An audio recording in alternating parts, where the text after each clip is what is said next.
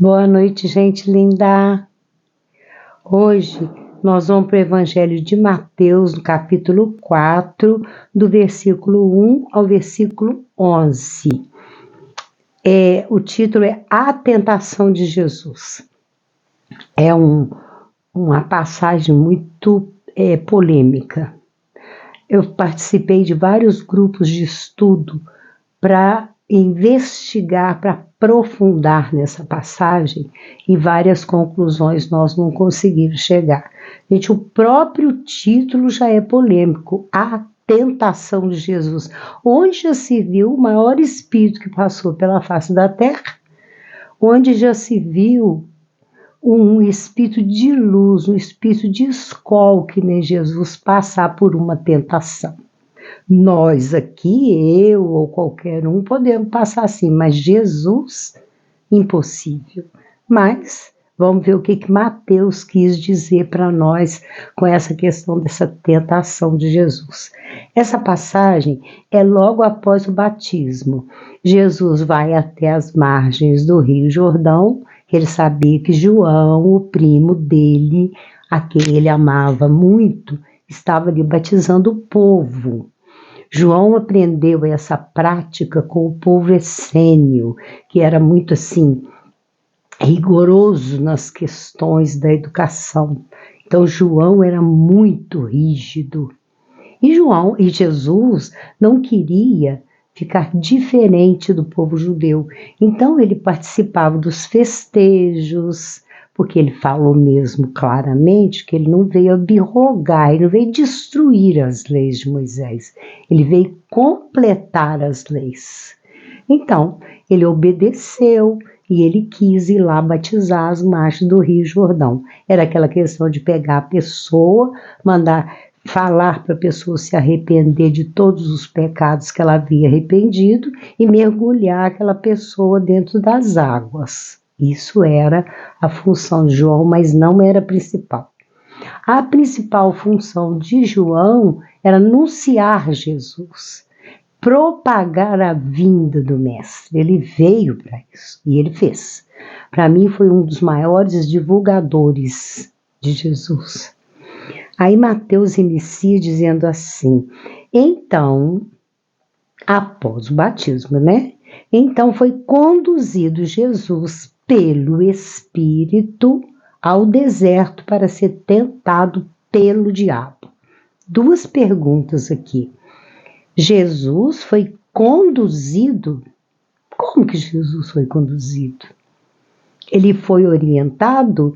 Ele foi levado pelo Espírito? Que Espírito? Ele em espírito? Ou algum espírito conduziu, determinou que ele tinha que ir para o deserto? Fica aqui uma questão que Mateus não explica e a gente fica sem saber que espírito é esse. Será que Jesus estava fora do corpo e foi com o seu corpo espiritual, com o seu corpo de luz ou de glória, como ele mesmo fala? Será? Ou será que foi um terceiro que o conduziu ao deserto? Fica essa pergunta no ar, tá? Para ser tentado pelo diabo, Jesus ser tentado, já não bastava a tentação que ele sofria daqueles escribas e fariseus, daqueles doutores da lei, ainda tinha que ser tentado pelo espírito das trevas, que é o chamado diabo? Fica essas perguntas aí, E tendo jejuado 40 dias e 40 noites, depois ele teve fome. Veja bem, só Jesus mesmo para passar 40 dias e 40 noites sem comer nada, Será que ele não estava em espírito? Mas quando a gente pergunta, será que ele não estava em espírito, mas como que foi essa questão dele ter fome? Eu acredito que esses 40 dias Jesus passou em transe mediúnico, mais fora do corpo do que no corpo. a gente aprende, né, com várias filosofias, essa questão de passar por um deserto da alma, se aprofundar, voltar-se para dentro de si. Eu até acredito que Jesus fez isso sim. Ele iria anunciar para o povo o seu messianato. Ele já havia feito várias coisas dentro de casa, junto da família, que a gente sabe disso em vários autores que contam isso pra gente. Eu acho muito fantástico o relato dele lá nas Cartas de Cristo. Nas Cartas de Cristo, ele relata que ele teve uma experiência muito satisfatória no deserto, que Deus mostrou para ele muita coisa da natureza, como se processa, como que se reproduz a célula, como que surge toda essa questão da mecânica quântica. Muito interessante o que ele explica. Então, assim, essa tentação, eu não sei se isso aí é uma colocação, desculpa o apóstolo Mateus, mas eu não concordo muito com essa colocação, não. Eu acho assim que eu acredito que ele foi para o deserto por causa das cartas de Cristo, mas não que ele foi para ser tentado. E chegando-se a ele, o tentador disse: se tu és o filho de Deus, manda que estas pedras se tornem em pães. Porque ele teve fome, lembra? Lá no versículo anterior, passou 40 dias e 40 noites e teve fome. E aí esse espírito, para o tentar, fala com ele: se você é mesmo filho de Deus, primeira coisa idiota, todos somos filhos de Deus. Esse negócio de falar que Jesus é filho de Deus, é unigênito do Pai, é o Filho único, isso é bobagem. Ele é diferenciado pela luz, ele é diferenciado pela evolução dele. Mas foi ele mesmo que disse: tudo que eu faço, vós fazeis e mais. E o que foi que ele disse também? Sois deuses. Então, essa questão aqui no Velho Testamento e no Novo Testamento de ficar acusando Jesus porque ele diz que ele é filho de Deus, tem que dizer que ele é filho de Deus. Ele é filho de quem? Quem? Quem que criou cada um de nós? É o Pai, é Deus. Então, para tentar Jesus, já que ele estava com fome, ele está usando uma questão biológica. Ele está usando aqui uma questão que nos perturba, que é a chamada fome. Pega essas pedras e transforma em pães. Já que você é o bam, né? Transforma aí em pães. Ele, porém, respondendo, disse: está escrito onde? Nas velhas escrituras. Nem só de pão viverá o homem, mas de toda palavra que sai da boca de Deus.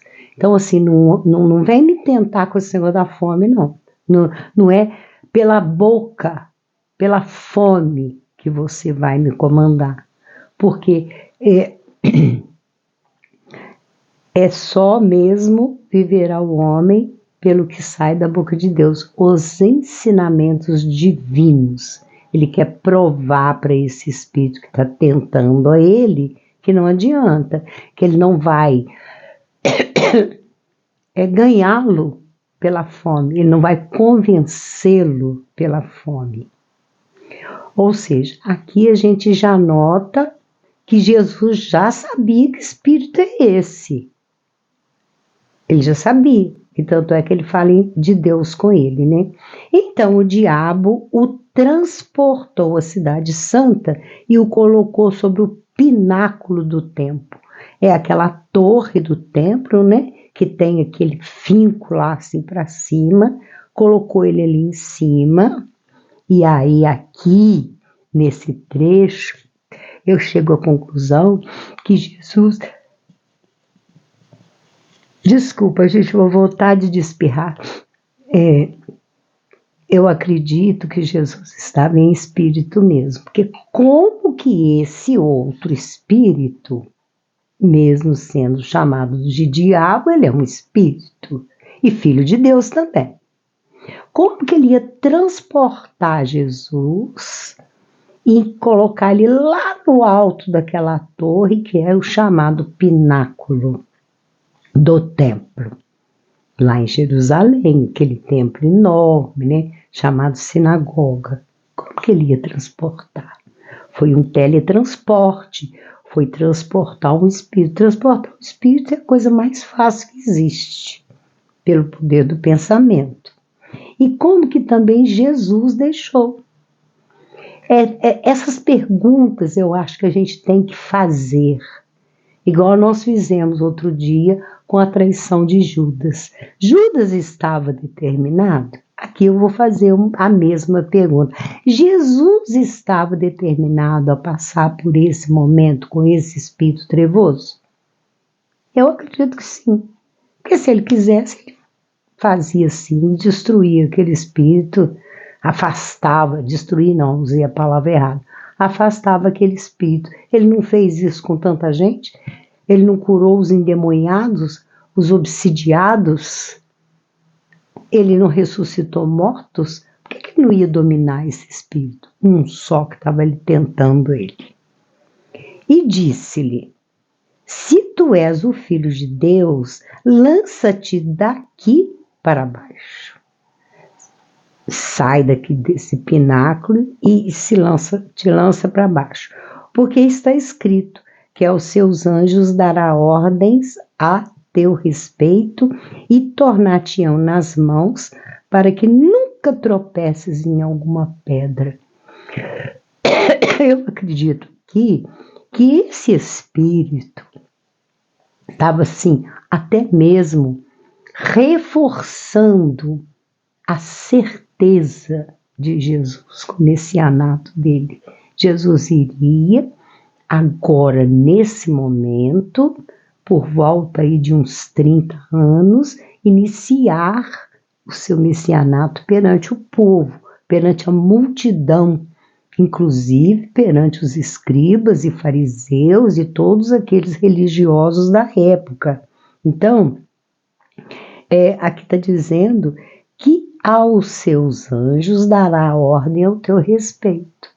Então, lança daqui de cima, cai lá embaixo, que Deus vai mandar os anjos te salvar, te segurar para você não se espatifar lá no chão.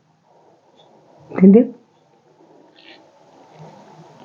Vão te tomar nas mãos, para que nunca tropeces em alguma pedra.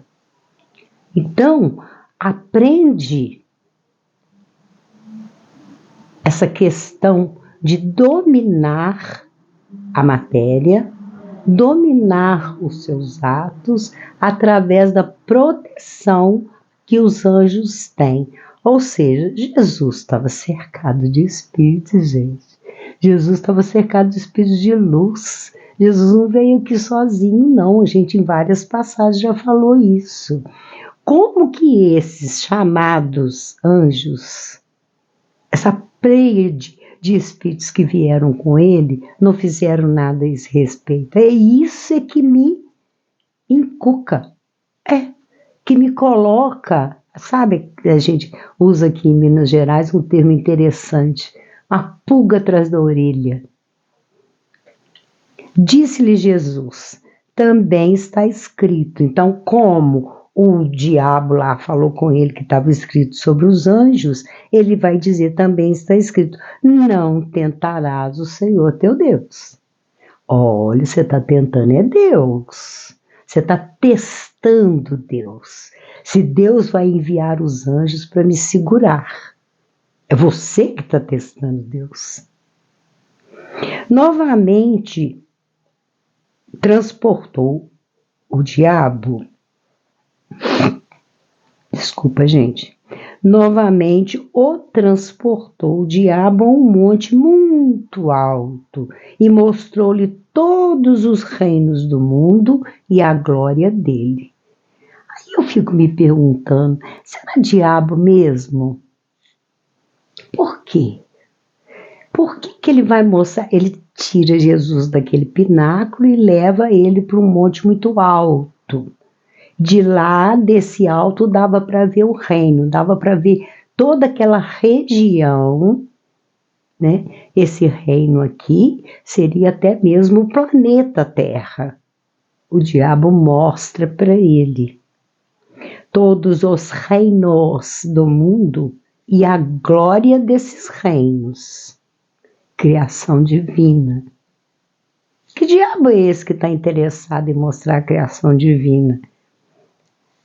A resposta está aqui. E disse-lhe: tudo isso te darei se prostrado me adorares. Gente, isso é um teste. É um teste com Jesus. Então, você vai se ajoelhar, você vai se prostrar e vai me adorar. Esquece Deus e me adora como seu Deus agora. Eu te dou tudo isso aqui para você. Tudo isso será seu. Então disse-lhe Jesus: vai-te, Satanás, porque está escrito: ao Senhor teu Deus adorarás e só a Ele servirás. Você está me oferecendo o reino, mas o reino não te pertence. O reino pertence a Deus. Os reinos pertencem a Deus. E eu não vou te adorar, porque eu só tenho um Deus, que é o meu Deus, o meu Criador, que eu chamo de Pai. A primeira vez foi Jesus que instituiu essa questão de chamar o Deus de Pai, Pai bondoso, Pai amoroso. Então ele está dizendo: ao Senhor teu Deus adorarás e só a Ele servirás. Não adianta você me tentar, eu só sirvo a Deus. Então o diabo deixou, e eis que chegaram os anjos e o serviram. Ou seja, os anjos já estavam ali. Os anjos não saíam de perto de Jesus. Quando Jesus fez as curas, quando Jesus fez os seus prodígios, transformar água em vinho, andar por cima das águas, é um feito dele, mas ajudado pelos Espíritos, porque tem muita coisa que Jesus nem presente estava, né? A cura da menina, lá daquela mulher cananeia, quantas curas ele fez de longe, o servo do centurião, quando o centurião chega em casa, a criança já estava curada. Então, quando Jesus emitia um pensamento, ele podia curar de longe. E sem esquecer também que Jesus sempre teve o dom da ubiquidade. O que é ubiquidade? Uma palavra até meio estranha, né? É estar em vários lugares ao mesmo tempo. Sim. Então, essa questão de estar lá ou estar acolá, você vê, Jesus, ele não dirige só o planeta Terra. São 3 planetas que nós conhecemos, que nós tivemos notícia do mundo espiritual, e entre eles o planeta Terra e Quiron, que é o planeta que foi construído para os exilados da Terra, e que muitos de nós somos exilados do exílio. Já fomos exilados de Capela e agora estamos sendo na iminência aí desse exílio para Quiron, que Jesus também dirige. Então é o dom da ubiquidade, ele pode estar em centenas de lugares ao mesmo tempo. Ele irradia em vários lugares ao mesmo tempo. Imagina Jesus passar por uma tentação. Acontece que seria um despertar. Jesus despertar? Quem desperta não somos só nós? Não vamos nos esquecer que Jesus estava preso à matéria. A matéria é uma prisão. Ele foi gerado num útero materno, na fusão ali, né, que houve naquela situação da gravidez de Maria. E o que aconteceu? Ele se prendeu, ele veio lá do alto em espírito e se prendeu à matéria no útero dela na hora do nascimento. Já falamos sobre isso, ele não tinha necessidade de passar 9 meses preso num útero. Ele desceu numa luminosa nave, que é chamada Estrela de Belém, e nessa nave ele desce um facho de luz e se liga à matéria. E a matéria, todo mundo sabe que é uma prisão. Quem aí que tem consciência tranquilamente de suas vidas passadas, do que fez, do que veio aqui fazer? Ninguém. Nós aqui passamos por um esquecimento nesse cérebro material. Se você quiser prova disso, é só observar os sonhos. Você está sonhando quando dorme, não é assim? E quando você acorda, sempre os sonhos são confusos. Você está num lago, de repente você está num jardim, está andando de bicicleta, ou está levando um susto por causa de uma hora que você caiu aqui, você leva aquele susto, é a hora que o espírito volta para a matéria. Esse cérebro aqui, ele não tem condição de processar o que a gente vive fora do corpo. Deu para entender? Por isso os sonhos são confusos. É como se a gente, eu não entendo nada de computador, tá, gente? Mas é como se a gente quisesse processar no computador, através daquele CPU que chama, né? Se a gente quisesse processar alguma coisa que a gente não programou. Entendeu? Esse cérebro é um computador, só que é um computador bem pequenininho e atrasado com relação à vida fora do corpo. O tempo é outro, o espaço é outro, a nossa vivência é outra, nós agimos pelo pensamento, estamos lá, estamos cá, por isso que os sonhos ficam confusos quando a gente acorda, a gente procura concatenar as ideias para entender aqueles sonhos e muitas vezes a gente não entende. Encontrar com pessoas que a gente não conhece, encontrar com pessoas que a gente conhece, mas está longe, encontrar com pessoas que a gente conhece, mas já desencarnou. Então, como que eu vou dizer? É até ruim, porque a gente fica doido para poder juntar aquelas peças, entender aquele sonho. Investiga seus sonhos, para você ver. Então você vai entender o que é sair do corpo. Voltamos a Jesus. Jesus estava preso na matéria, ele precisava despertar para a missão dele, que a missão dele era muito curta, 3, 5 anos, mais ou menos. Ninguém tem certeza, tá? Todo mundo fala que foi 33 anos, outros falam que foi 34, 35, muita gente fala que não foi 30 anos que ele começou, foi com 28, quando ele vai lá nas bodas de Caná, que ele faz seu primeiro prodígio, que é transformar a água em vinho.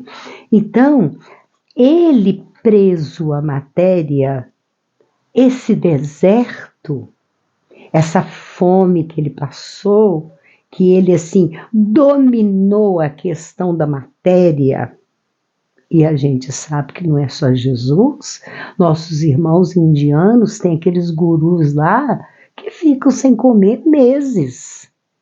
Tem um que fica até sem respirar, preso embaixo da terra. E ele consegue dominar a matéria. Jesus ali naquele momento, eu acredito assim, tá?